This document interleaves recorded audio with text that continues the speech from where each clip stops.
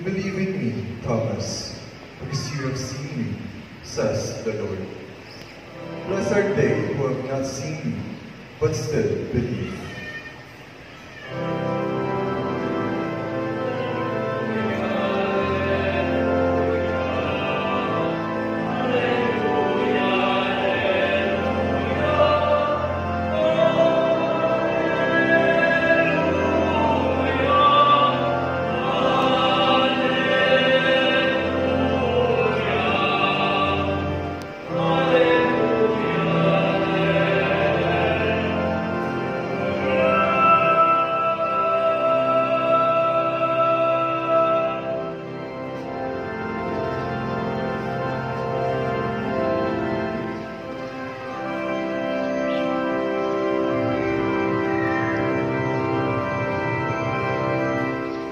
The Lord be with you. And with your spirit. A reading from the Holy Gospel according to John. Glory to you, O Lord.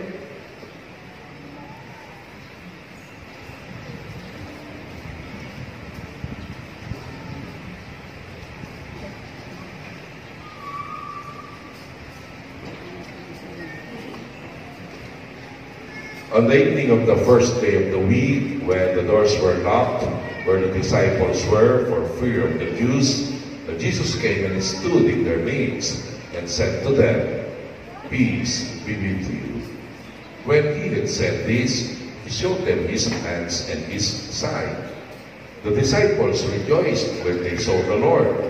Jesus said to them again, "Peace be with you. As the Father has sent me, so I send you."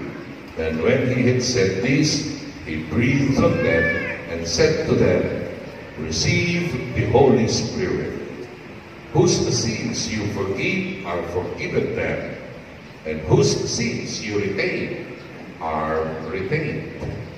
Thomas, called Didymus, one of the 12, was not with them when Jesus came.